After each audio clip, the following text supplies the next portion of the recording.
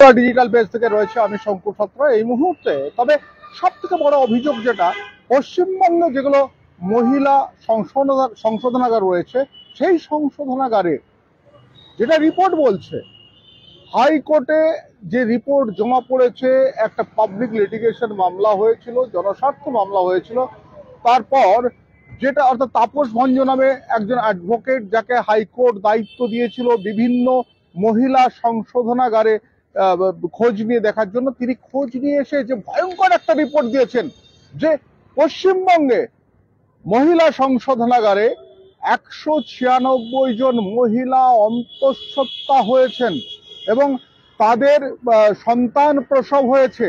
কিন্তু প্রশ্ন, সেই সন্তানদের বাবা কে? কারণ সংশোধনাগারের মধ্যে তো বাইরে, অর্থাৎ মহিলা সংশোধনাগারের মধ্যে বাইরের থেকে তো কোনো পুরুষ যেতে পারে না। তবে সেটা নিয়ে আমরা কথা বলবো। এই মুহূর্তে আমাদের সঙ্গে রয়েছেন আইনজীবী পারমিতা। পারমিতার সঙ্গে একটু কথা বলবো। পারমিতা, সব থেকে বড় অভিযোগ, সাংঘাতিক অভিযোগ, মহিলা সংশোধনাগারে যেখানে আটো সাটো একেবারে নিরাপত্তা, সেখানে 196 জন মহিলা অন্তঃসত্ত্বা। কি বলবে?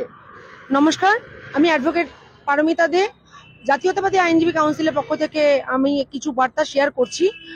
দেখুন, যে সাংঘাতিক আজকে তকমাটা লেগেছে আমাদের কাছে, এই বার্তা উঠে এসছে যে আমরা ওমেন কারেকশন হোম, যেটা জানি সংশোধনাগার, আমরা ডাইরেক্ট সেখানে জানি যে ওখানে মেয়েরা থাকে, যে যারা ওখানে সংশোধনাগারে যারা কোনো শাস্তিপ্রাপ্ত হয়ে ওখানে ট্রায়াল চলে বা সেই জায়গাতে কারা থাকছে, মেয়েরা, সেখানে কি করে অন্তঃসত্ত্বা হচ্ছে। প্রথমে এই জায়গাতে একটা ফার্স্ট প্রশ্ন আমাদের কাছে এসে যায়, আমরা প্রোটোকল মেনে যদি ধরতে পারি যে এখানে 196টা আমি শুনলাম, সঙ্গত আপনি বললেন, এখনই জানলাম 196 জন, তাহলে তার মধ্যে 15 জন আবার বাচ্চা রয়েছে তার মায়ের সঙ্গে। তো সেইখানে সেই ক্ষেত্রে আমরা কি দেখতে পাচ্ছি, যখন একজন জেলে যাচ্ছে, তার মেডিকেল টেস্ট হয়, তার সমস্ত কিছু ডিটেলস লেখা থাকে, তার সমস্ত কিছু, সে অন্তঃসত্ত্বা কিনা, তার বাচ্চা কমার্সের চিনি প্রেগনেন্ট, রিপোর্টে বলা হয়েছে যে সংশোধনাগারের মধ্যে যাওয়ার পর তারা অন্তঃসত্ত্বা হয়েছে। আমি এই প্রশ্নটাই করছি, আমরা এগুলো লেখা থাকে, তাহলে সেখান থেকে পরেই যখন এই ঘটনাটা ঘটেছে, তাহলে একটাই প্রশ্ন উঠে আসছে যে প্রশাসন কি করে তাহলে নিশ্চুপ এখানটাতে বাচ্চা যেখানে ওখানে জন্মগ্রহণ করছে সংশোধনাগারে, কি করে, আউট ইজ পসিবল?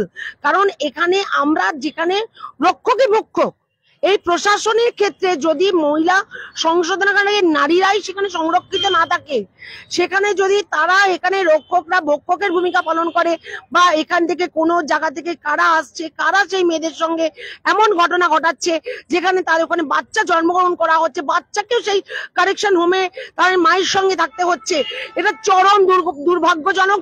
এবং এটা একটা সাংঘাতিক তথ্য আজকে কলকাতা হাইকোর্টে যে উঠে এসছে, এবং সেই ঘটনার একটা পশ্চিমবঙ্গে আমাদের প্রশাসন, এই প্রশাসন যে মুখ থুবড়ে পড়েছে, প্রশাসনের ক্ষেত্রে কোনো কেউ, নারীরা যে নিরাপদ নয়।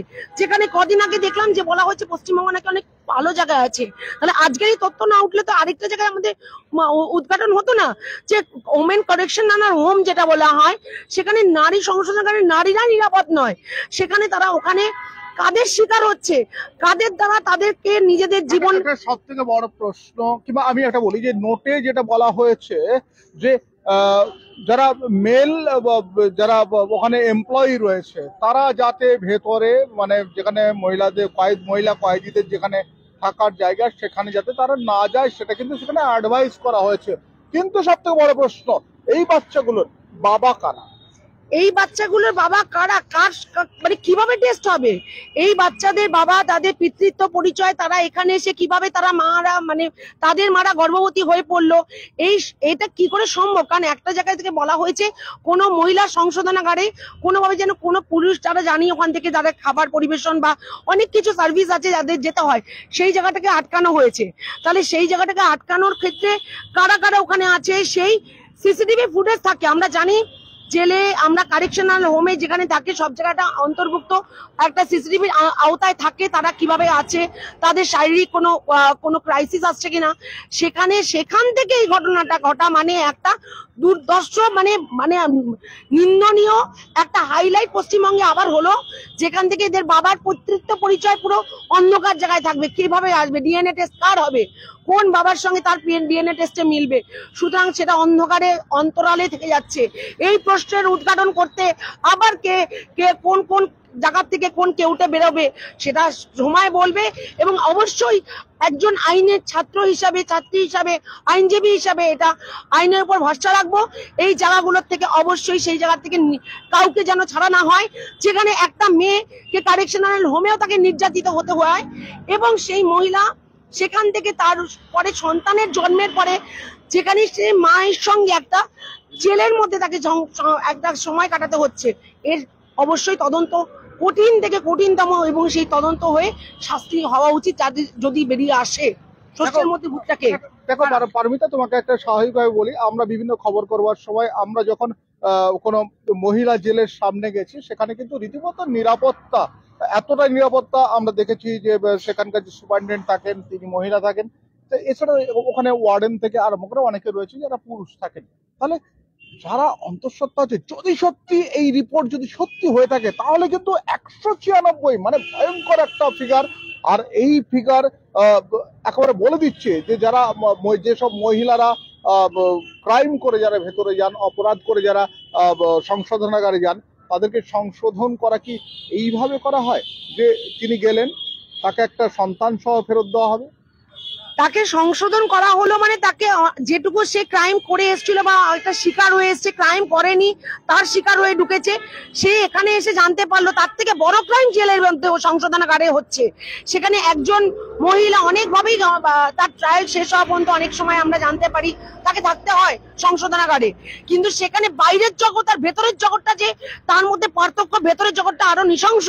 সেখানে যে নেকড়ে হায়নারা তাদের উপর যে ঝাঁপিয়ে পড়ছে এবং তাদের মধ্যে যে সত্তাটুকু ভালো হওয়ার জন্য এখানে কারেকশনাল হোম রাখা হয়, তাদেরকে ভালো একটা পরিবেশ, সুস্থ পরিবেশে যারা তারা ফিরে আসতে পারে নিজেদের সংশোধন করে, সেটা না করে তাদেরকে সুপসিয়ে ভয়, তারা যাতে আর কোনোদিন ভয়েস রেস না করতে পারে তাদেরকে সেই জায়গার শিকারটা করে দেওয়া হচ্ছে সারা জীবনের জন্য।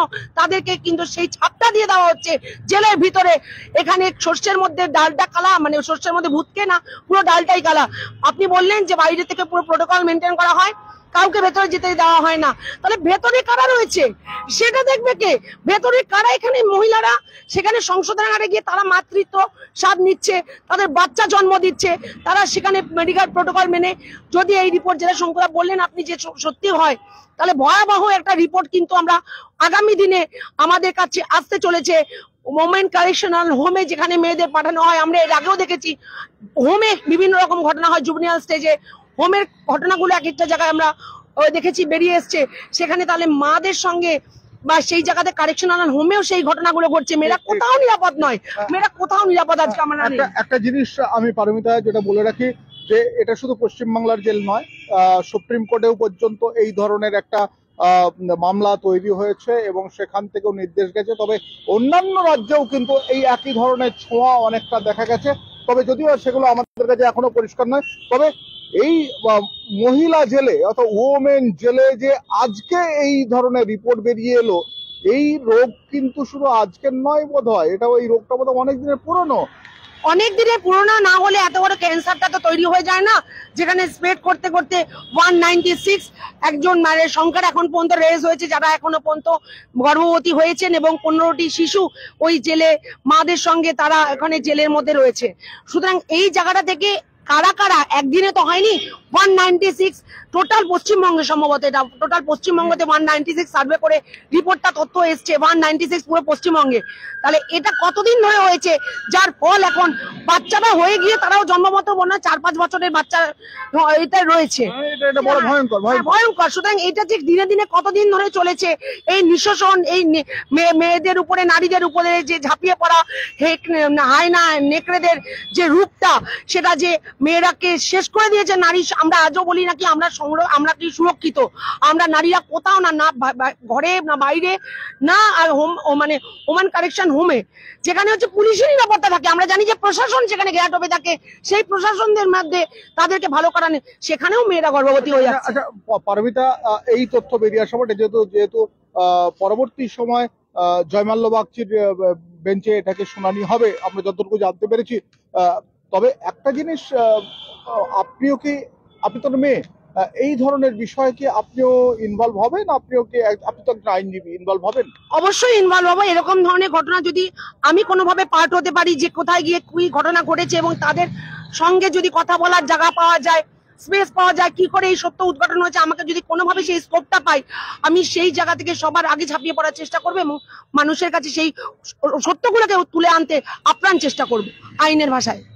তবে এই প্রথম থেকে একটা কথা বলছিলাম যে এই যে এই বাচ্চাগুলোর বাবা কে, আর সেটা বাবা জানতে গেলে নিঃসন্দেহে এখন বোধহয় জেলের সবাইকে নিয়েই ডিএনএ টেস্ট করার একটা প্রক্রিয়া শুরু হবে। তবে আইনের প্রতি ভরসা রাখছেন সবাই, পারমিতাও আইনের প্রতি ভরসা রাখছেন। পরবর্তী সময় কি হয় কিংবা পরবর্তী সময় আইন কোন পথে এগোয় সমস্ত কিছু দেখার। আর এটা কিন্তু একটা লম্বা বিচার প্রক্রিয়া চলবে এবং এর মধ্যে একটা তদন্ত নিঃসন্দেহে চলবে। সেই তদন্তটা কারা করবেন, কোন এজেন্সি করবেন, সেটাও কিন্তু একটা সব থেকে বড় ব্যাপার। তবে এই যে একটা ভয়ঙ্কর অভিযোগ যে এতগুলো মহিলা অন্তঃসত্ত্বা জেলের মানে একেবারে সংশোধনাগারে যারা রয়েছেন তারা যে নিরাপদ নন, তারা যে অন্তঃসত্ত্বা হয়ে পড়েছেন, তারা ইচ্ছাকৃত হোক অনিচ্ছাকৃত হোক, সেটা তো ততটা গুরুত্বপূর্ণ নয় বোধহয়। তবে জেলে গিয়ে অন্তঃসত্ত্বা হয়ে পড়ায়, এটাই কিন্তু সব থেকে গুরুত্বপূর্ণ খবর এই মুহূর্তে। তবে এই ধরনের নানা ইনফরমেশন পেতে গেলে আপনাদের নিউজ 18 বাংলা ডিজিটাল পেজ অতি অবশ্যই দেখতে হবে। আমি শঙ্কর রয়েছি আপনাদের সঙ্গে। নমস্কার।